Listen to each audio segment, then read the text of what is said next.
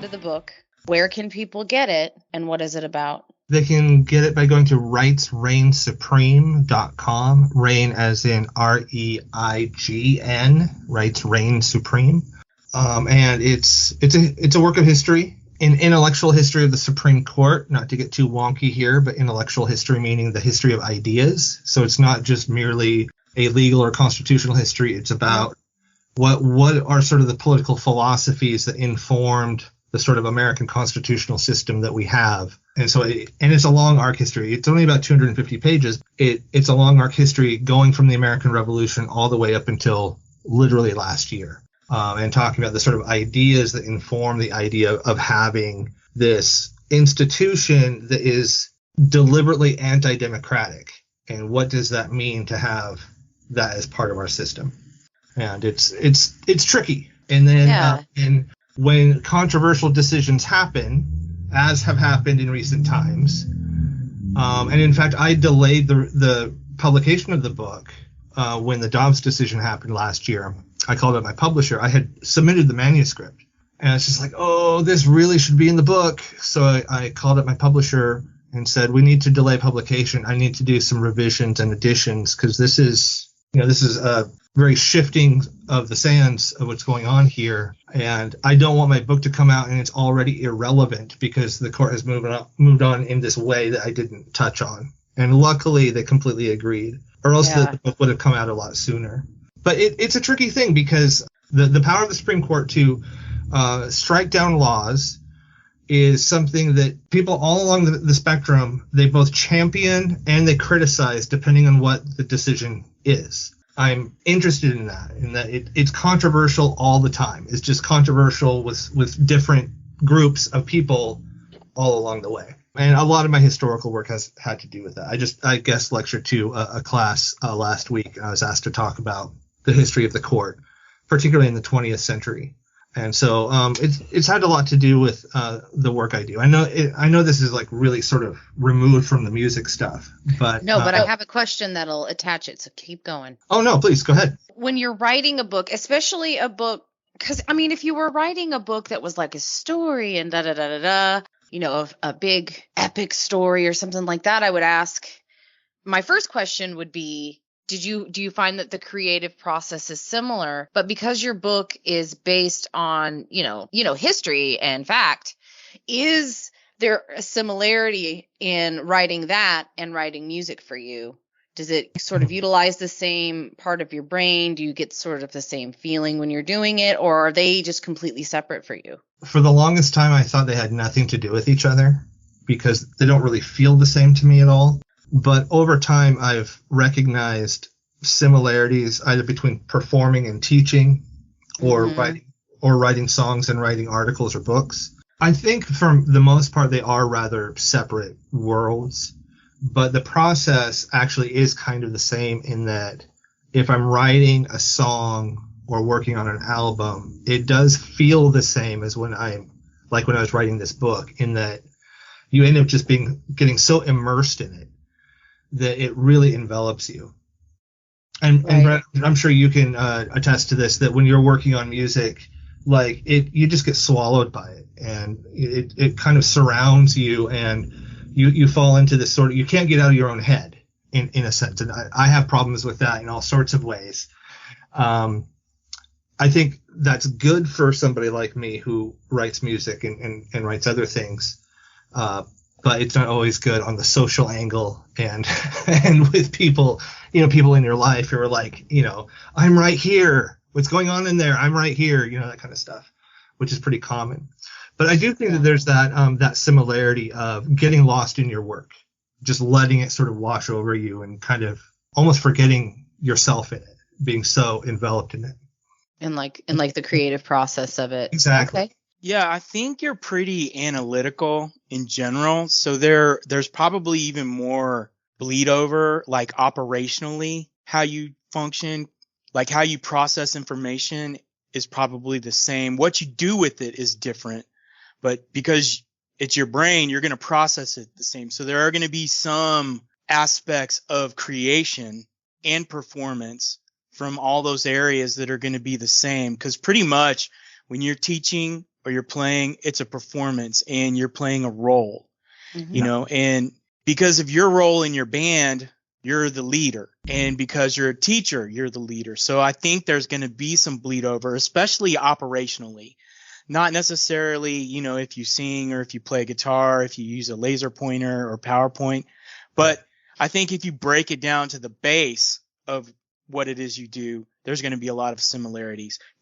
Well, and it may be the case that you can see it easier than I can because I'm inside of it. So it might be harder for me to notice the similarities as well. One thing that another sort of connection that I see, and I've only recently realized this about myself, is that I stress out more if I have one thing in front of me I have to do. If I have 5 or 10 things, I calm down because it's like, well, I just have to do this one thing so I can do the next thing and the next and the next. But if I have one thing, I obsess over it and I can't get it out of my mind. And it took me basically my whole life to realize, like pressure in that way is sort of good for me. I would rather have an album in front of me to do than a single song. I would rather have a year or a term of college to teach than one guest lecture. Because if I have that one thing, I have nothing else to think about. I can't get away from it. Right.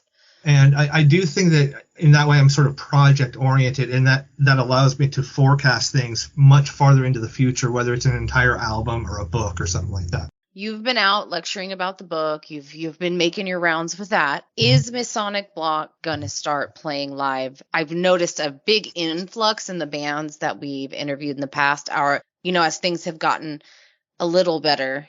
Yeah. I hesitate to say they're as good as everybody likes to think they are. But are you going to be getting out now and playing? Are you going to get the guys back together? Or yeah, we may do some shows this summer here regionally in the Pacific Northwest. That none of that's finalized yet. But sort of the way I'm looking at it is we have this new album, quote unquote. It's really an EP of 5 songs. I thought it was going to be a full album. I ended up only half liking half of it. So I just, the other ones will go into the vault and, we'll release them someday, but they're not my favorites. But about half of it I really, really liked. I thought it was going to be kind of a mixed bag of hard rocky stuff and then some other things. It turns out I really like the rock and hard rock stuff and one of the sort of melodic instrumentals, and then the rest of it I didn't really care for. So it turned into an EP. We're going to release that this summer. And really I want to jump onto making the next full album because that will be our 12th album. That'll be our 12th. That's awesome. Studio album, and I feel like that's a really. And Brent kind of hates you. Look at his face. He was like, "This motherfucker right here, this motherfucker." Look at his face. His lip even curled until I called him on it. Now he's laughing. He was like, "If you need that second guitarist for anything, you should just reach out to Brent." Apparently. So I think that would be that sort of, and if we can get not even finish that over the next year, but get really well into that, if not this summer, definitely by next summer, I'd like to do a number of shows again because we haven't in a while. But I want to balance it out by really working on some new studio material and then knowing that we have some of that in the can and going out and doing some summer shows. Whether that's going to be this summer or next summer is unclear at the moment. So it's going to be my, our 12th album, the next one, not the one that's going to drop this summer, but the one after that we're going to work on over the next year. And that's important to me because I feel like if I do no more than that, that's a canon, right? That's a collection of work, right? If I never do anything else beyond, even though I think I will. I'm pretty sure you will. I probably won't know how to stop, even if I should. I don't think you do know how to stop. Right. I think you get scared if you don't have enough to do. So you're like, God damn it. I'm tired of thinking about this. I'm going to do a double album this time. Yeah. Well, we are looking at maybe doing a double album retrospective. We've never released anything on vinyl. And something that we'd like to do, it might not be for another couple of years. I hope it's not longer than that, is finally issue some stuff on vinyl and do like a double album vinyl release of a sort of a retrospective. Can you do a live double album? That would be awesome. That would be so off the hook, dude. You gonna pay for the manufacturing? you gonna press those records for me? Oh my God, it's so expensive. No, but I'll be your cheerleader. I'll be your cheerleader, though. Yeah, so expensive. But I would love to do that. That is one of those few things that's still like never gotten there. Doing a vinyl release. And that's what I was going to say is that that sort of round number of like the 12th studio album is also, I really believe in albums. I'm somebody who has been really influenced by bands, not just particular songs, but full albums that have really moved me. Everything from like Beatles' White Album to Radiohead Kid A to, Zeppelin's Physical Graffiti, all sorts of stuff. I love albums. And for me, even though they're sort of out of favor or whatever, I think that they occupy a really important place in music to this day. And there's nothing better than having an album that you can put on and listen from beginning to end. Absolutely. And take that with you, especially after like a long week or a breakup or whatever it is. And it's nice. Something I loved that Jack White said about vinyl in particular is that you surrender yourself to the music more when you put on a record. Yeah. Because the record is in charge. Because you have to listen to the whole thing and then get up and flip it over and then listen to the other side. You are surrendering yourself to the music in a way that a lot of people who don't put themselves in that situation, they treat music like it's background, it's wallpaper. But by surrendering yourself and actually being secondary to the music and letting that lead the way, that there is a different experience there. And I think that is connected to the album as a work of art. So let's jump on to the second song we're going to talk about on this recording. And then at the very end, when we're done with the episode, then we'll talk about the third one that I'll put on Patreon. Let's talk about My Love.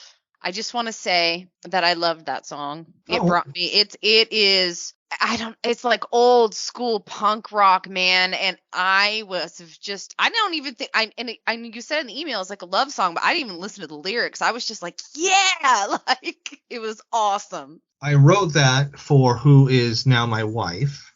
But when I wrote it initially for her, I wrote it on an acoustic guitar, and the guitar parts didn't change. Mm-hmm. But then one day I showed it to my bandmates, and I was like, "Screw it, let's punk it up." And I played it distorted, and I thought, okay, this is gonna sound like a mess, and it does to some degree.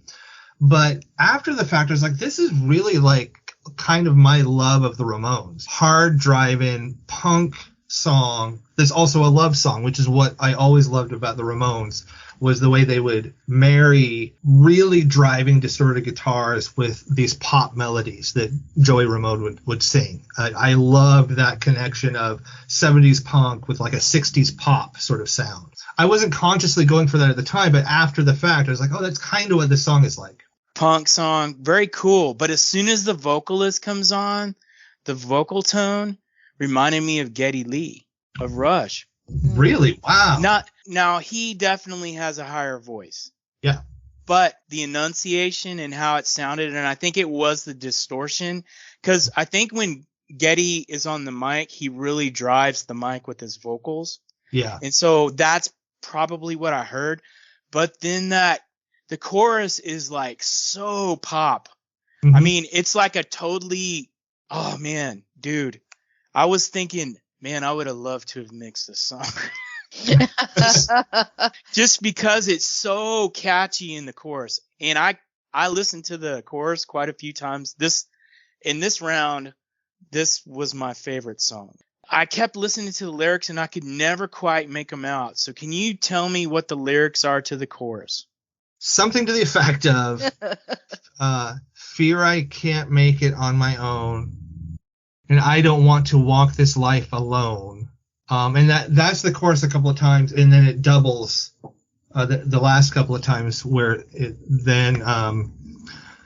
There's a statement about bone or something like that. Yes, you warm my heart and chill me to the bone. That's a cool line.